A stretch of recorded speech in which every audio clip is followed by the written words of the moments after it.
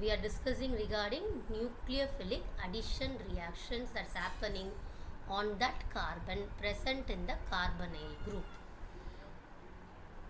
Here you can look at the hybridization of the carbon, which is sp2 hybridization, which is having a geometry of trigonal planar. That means the whole molecule is in a same plane. That's what the meaning it gives us. They are in the same plane. Now the nucleophile comes for the attack. What do you mean by a nucleophile? Any species which is having good electron richness, that is called nucleophile. Where will a nucleophile always attack? At the electron deficient carbon. So the nucleophile attacks the electron deficient carbon here. That means this carbon is making a bond with nucleophile. Carbon can make maximum only 4 bonds. So 1, 2, 3 and 4 is already there. So one bond has to move. So this bond, any bond will contain 2 electrons. So this 2 electron is pushed towards oxygen. Since oxygen gets an extra bond pair, you can see oxygen is getting negative charge. Look at the first step here. They mention it as a slow step. Why is it a slow step? Because attacking the nucleophile attacking this electrophilic carbon is not much favored here. Carbon is already fully with octet configuration. Still you are compelling a nucleophile to attack it. So it is slow. The slow step will be called as rate determining step. You can see it is reversible in nature. It means it is slow in nature. O minus is there. Immediately I am providing H plus. Acid attack. So O minus interacts with the H plus, which is forming OH. The reaction is little bit fast compared to the previous reaction here.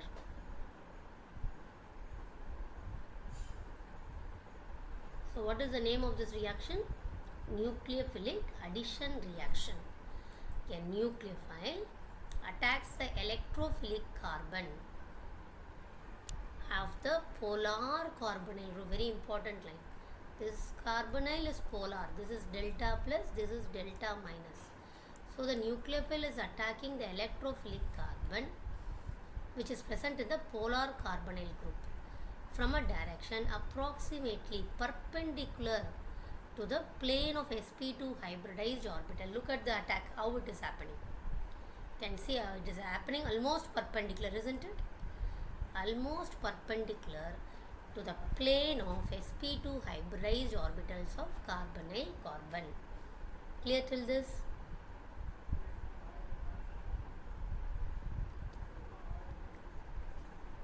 Is it clear till this? Yes, ma'am. Girls? Yes, ma'am, clear. Now what happens to the hybridization? Look at the hybridization change here. Here how many sigma bonds? 1, 2, 3. So I said hybridization is nothing but equal to number of sigma bond. 3 sigma bonds. So I said it is sp2. Look at this now. How many sigma bond? 1, 2, 3 and 4. 4 sigma bond. So it is sp3 hybridized. So by the attack of the nucleophile, the hybridization of the carbon changes from sp2 to sp3 and a tetrahedral alkoxide intermediate is produced. What is alkoxide? This is alkoxide. Consider I say it is CH3O minus. What do you call this as? Methoxide. So it is an alkyl group with an oxide here. So we call it as methoxide. So why do I call it as tetrahedral? Because sp3 hybridization has a geometry of tetrahedral. So this is tetrahedral geometry is formed here. This intermediate captures a proton from the reaction medium. You can see it is abstracting the H plus from the reaction medium to give the electrically neutral product. Once the reaction is over, you can see it is completely neutral. Nothing is available. the net result in addition of Nu minus and H plus across the carbon oxygen double bond is shown in this figure. So this is the basic mechanism of NAR.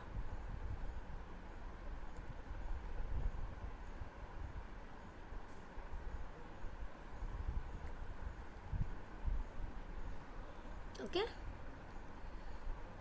Now Yes, we are moving ma'am. to the reactivity Yes, ma'am. here. Okay, how well they are reactive? Consider a nucleophile is approaching. I am having CH3CHO. I am having HCHO. Where will this attack? Here it will attack at the carbon. Here also it will attack only at the carbon, isn't it? Now where will the attack be more favored? Either in A or B.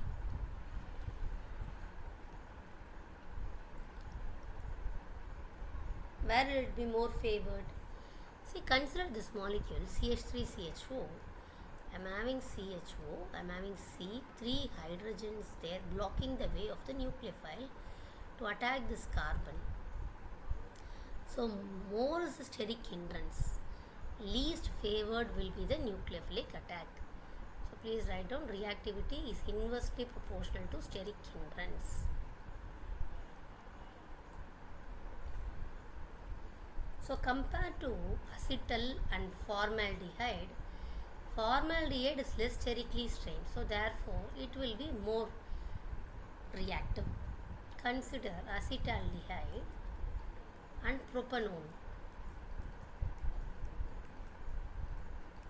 Tell me among them which will be more easy to attack.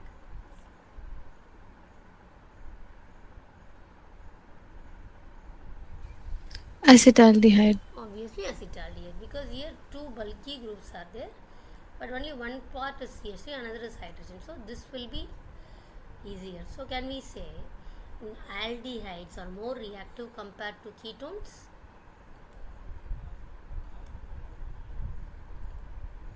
Can we say that? Yes, ma'am.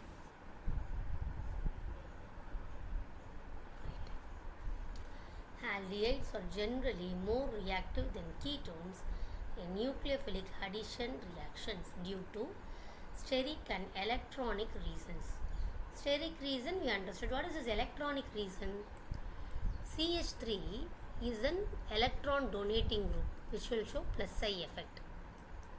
I hope you know what is this plus psi effect and all, isn't it? Yes, ma'am. Yeah. So CH3 keeps pushing the electron towards this carbonyl here. Hydrogen has no play here. It will never take, it will never give. So here the nucleophile comes for the attack. Look at it, this side. From both the sides the methyl is pumping the electron to carbonyl. Why did the nucleophile first of all attack this carbon? Because it felt it was electrophilic in nature. In B case, you can see the electrophilicity of the carbon is gradually decreased due to the plus psi effect shown by two methyl groups. Then won't we understand that nucleophile attack on that carbonyl is not that much feasible here?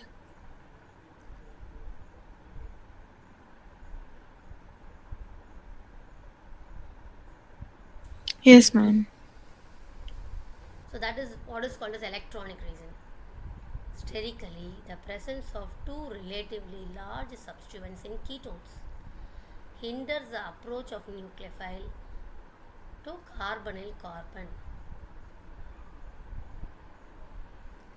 Then in aldehydes, having only one such substituent, because when you look at here, I am having only one methyl group, but in ketone I am having two methyl groups. So steric hindrance is more. Electronically, aldehydes are more reactive than ketones because two alkyl groups reduce the electrophilicity of the carbonyl carbon more efficiently than in former.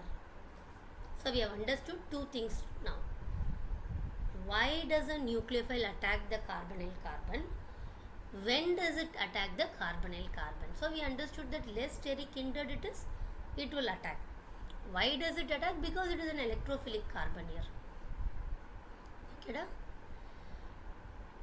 Would you expect benzaldehyde to be more reactive or less reactive in nucleophilic addition reactions? So I am having benzene that is connected with aldehyde group. This is benzaldehyde. If the nucleophile wants to attack the benzene, will this favor the reaction or not? What kind of group is aldehyde? Electron withdrawing group. So what will it do? It will continuously pull the electron from the benzene. So overall, benzene will feel electron less or deficient. If it is electron deficient, won't the nucleophile love to attack it? Yes, ma'am. Yeah.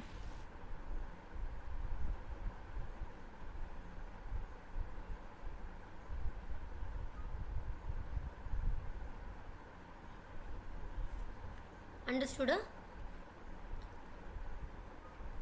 Yes, ma'am. Yes, ma'am. Now, if the questioner is asking you for the nucleophilic attack on the benzene, then this is the answer. But they are asking you for nucleophilic addition reaction here. What I am explaining you is about nucleophilic substitution reaction. I repeat, what I am expressing you is nucleophilic substitution. What is getting substituted? Hydrogen. Instead of hydrogen, nucleophile will come. But what is the questioner asking you? If you are having aldehyde that is attached to benzene, which is benzaldehyde, I am comparing it with propanol, CH3, CH2, CHO. Will the nucleophile find it easier to attack this carbonyl or this carbonyl? The first example that I gave is for nucleophilic substitution reaction, which happens on the benzene. Now the reaction is not happening on the benzene. How do I know that? Because it is nucleophilic addition reaction. Where should it happen? Only on the carbonyl. Now I am having this benzaldehyde, isn't it? This carbonyl, the carbon atom of the carbonyl of benzaldehyde is less electrophilic than the carbon atom of the carbonyl present in propanol. Ma'am, how is that? Why do you say this is less electrophilic here? The reason is that when I am looking with respect to benzene and this, aldehyde is very electronegative. Aldehyde is very electronegative, so it keeps pulling the electron from the benzene. So therefore what happens? This is no longer that much electrophilic here. So why should the nucleophile come and attack it? You understand, Ra? Wait, ma'am, I have a doubt. Isn't benzene actually very isn't supposed to move electrons supposed to move away from the carbon? Why isn't benzene very electronegative actually more than Benzene is can see electronegativity itself is depending upon what is getting substituted. For example, I am attacking carbon with hydrogen here. Here you say carbon is electronegative. I attach carbon with chlorine. Now will you say carbon is electronegative? no, yeah. No, you say chlorine is electronegative. So electronegativity itself is not a separate unique property. It's not an identified property. It is a property which can be understood with respect to the participant where it has got attached. Do you understand? So with respect to carbonyl, benzene is not acting as an electron withdrawing group. Okay. Rather benzene gives. Do you understand, ma? Okay, ma'am. So what happens if benzene is giving? Carbon is no longer electrophilic in nature. So obviously the nucleophile attack on benzaldehyde would be definitely lower. So it will be less reactive.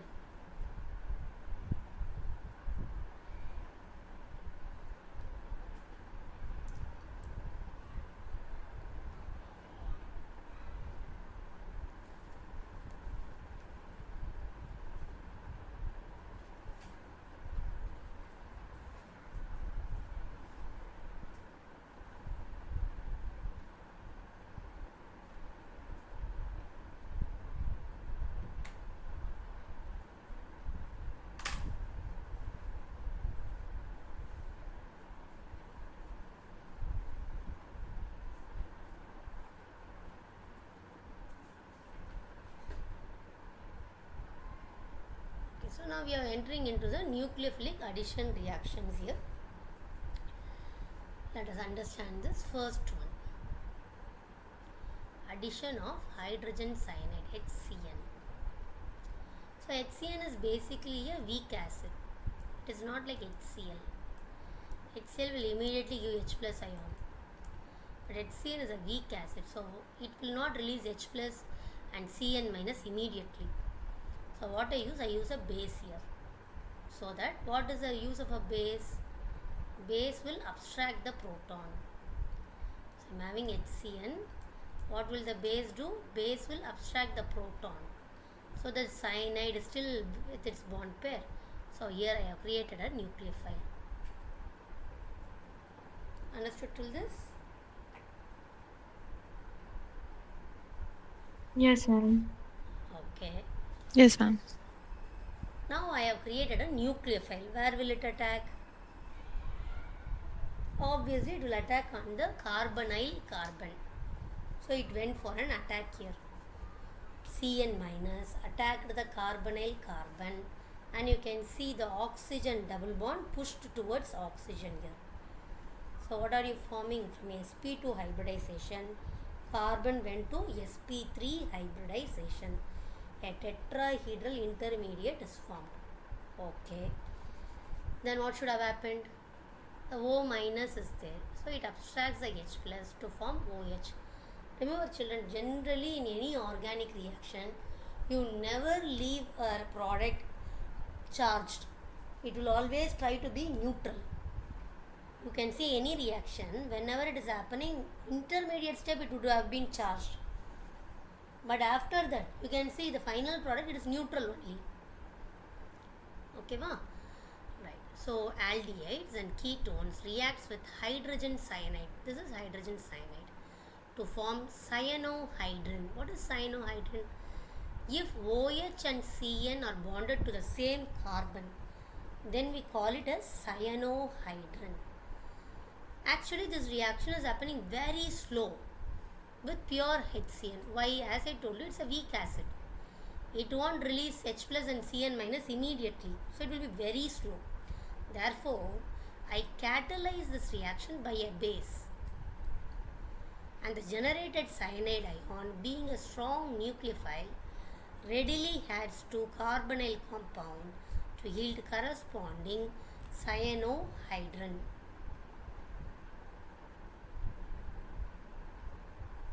Since it is an NCERT board exam pattern, they will expect you to write these equilibrium symbols and all correctly.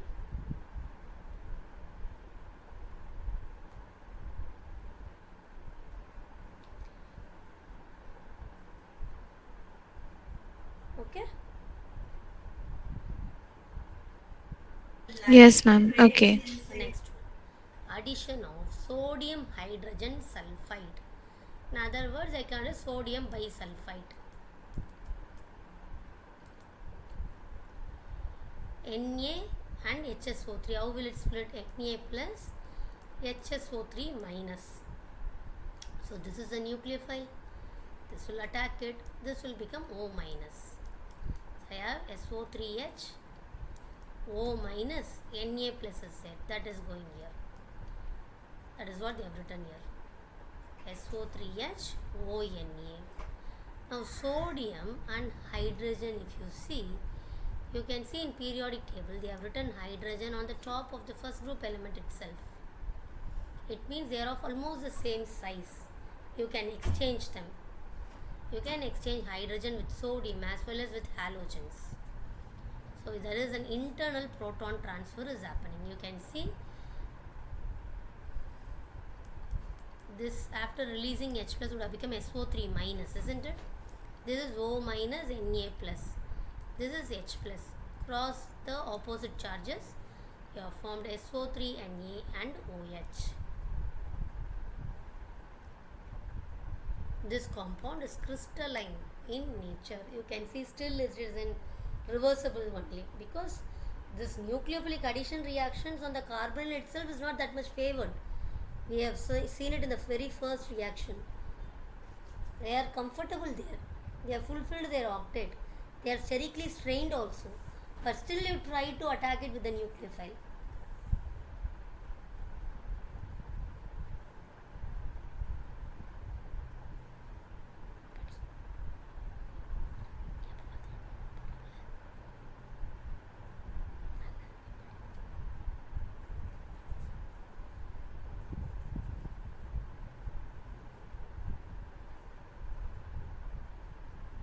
Okay, so sodium hydrogen sulfide, in other words sodium bisulfide, adds to aldehydes and ketone to form addition products.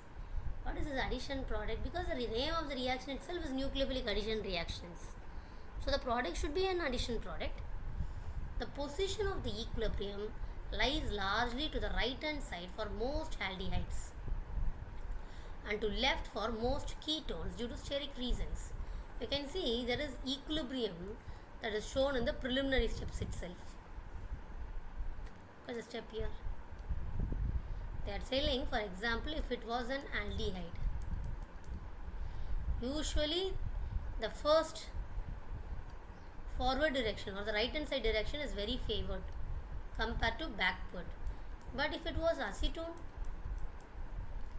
due to the steric entrance, this is more favored and this is less favored.